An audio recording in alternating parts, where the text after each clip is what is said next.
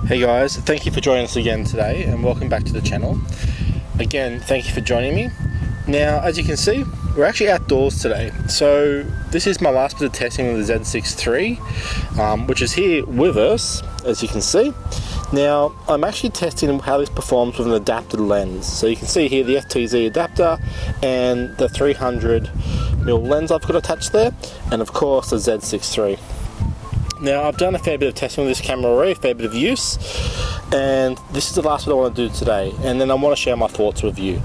What I like about it, what I don't like about it, and how I think it performs. Alright guys, let's get testing. Cheers!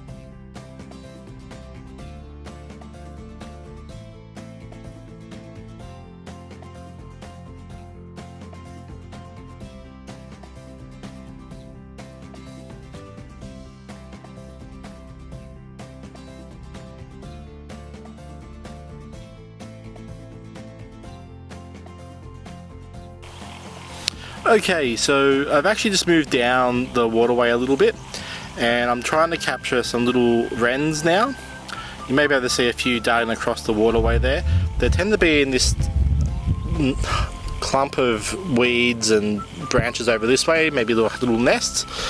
And we'll see how we go, see if we can capture some of them. It is kind of the middle of the day, so not the most opportune time, but we'll give it a go and see how we go. Thanks guys.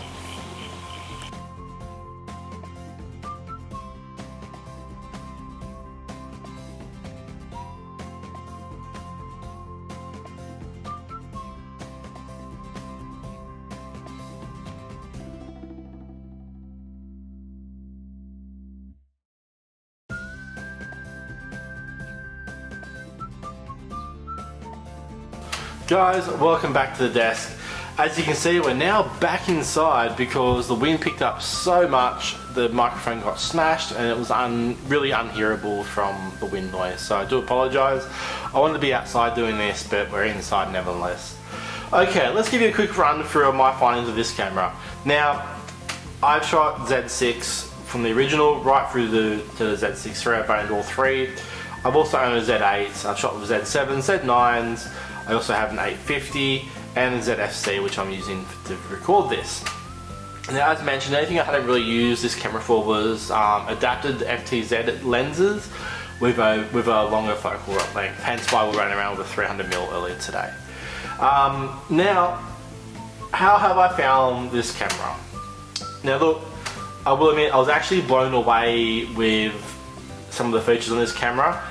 I was really impressed with the image quality, ISO performance and vibration reduction. I knew I would be because the Z8 is so good, and I think this is a noticeable step up from the Z6 II. So even if you're using the Z6 II, I think you would notice a step up.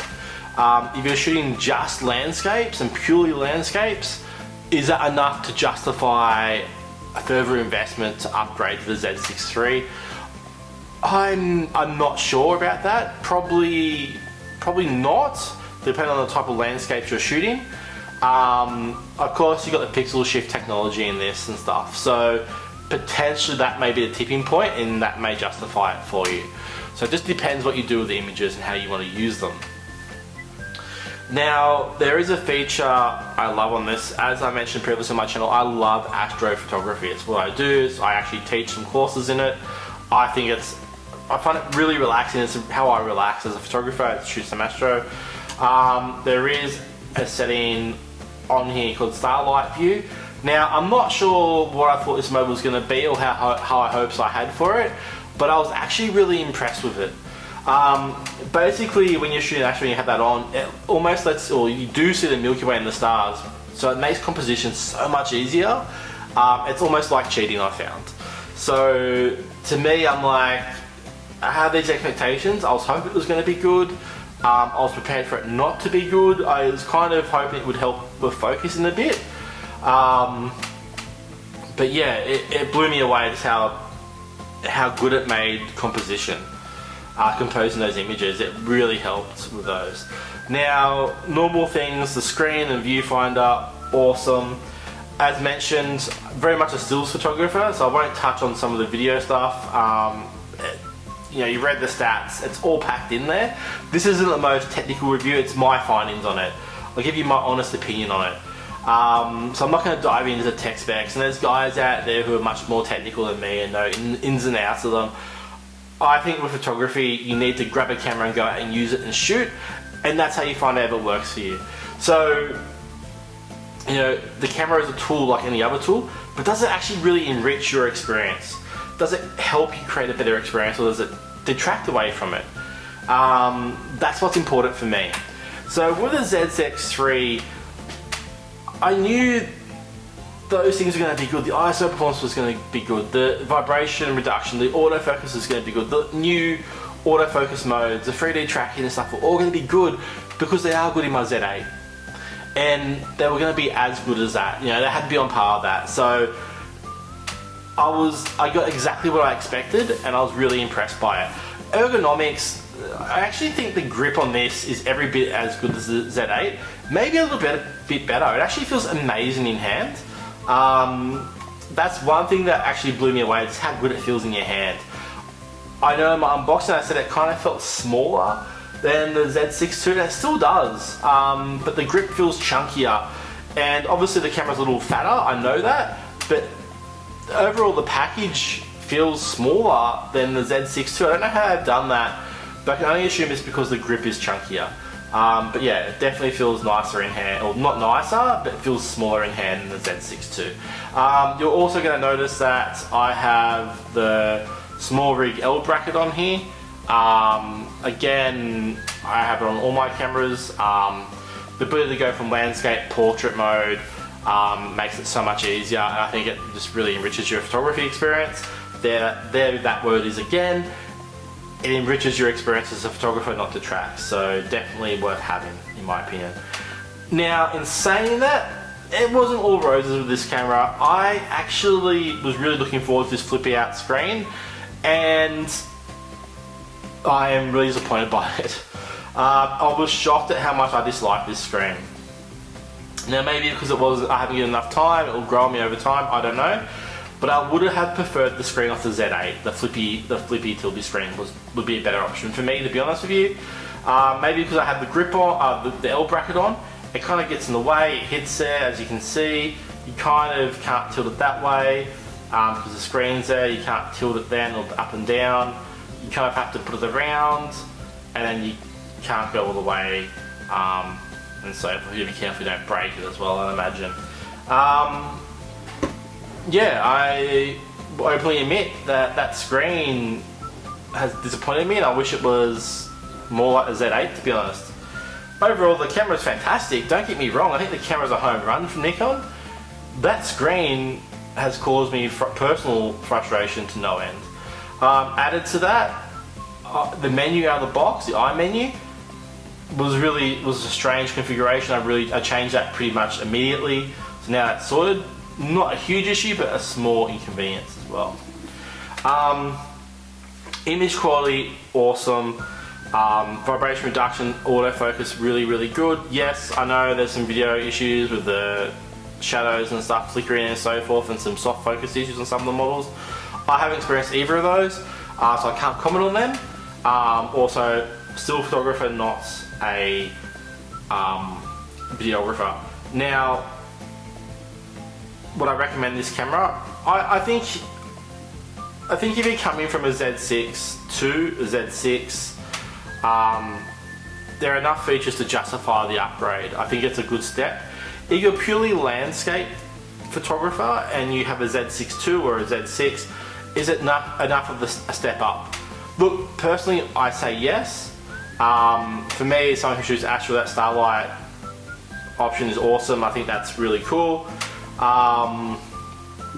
I would probably consider that and the leaps forward in the vibration reduction, the ISO performance enough to justify my step.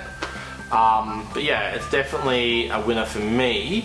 The tracking on it is amazing. The 3D tracking is really good, and I think that is a step up over the other two previous models. Definitely worth considering. This will now be putting my wedding kits alongside the Z8. This will be, you know, enough. This will be in my family portrait kit as well. When I go out and do family portraits, this will be in there. I'm also going to take this on landscaping trips and astro trips because of its performance. It's phenomenal. The Z8 and this side by side, such a good duo. I don't think you'd have any problems. That would be such a great arsenal for you to wield. Would be amazing. I look forward to actually doing a wedding with this and the Z8 side by side. The Z8 has that resolution and the same, very similar performance to this camera, but I think this will, in low light, will prove its worth as well, especially on the dance floor and stuff like that. Its tracking is that good. Its low light performance is that good. Easily justifiable if you shoot weddings or people or portraits and stuff like that. Just what you need. If you're a landscaper, I think there's enough there to allow you to justify, enough meat on the bones for you to justify that change, step up from Z6 II. If you have a Z6, definitely more than enough. The 3D tracking alone would justify a step, and the addition of the vibration reduction, the extra steps in that would be enough. Awesome package, ergonomics are top notch, image quality top notch, the screen quality in regards to the image quality on the screen and the viewfinder top notch.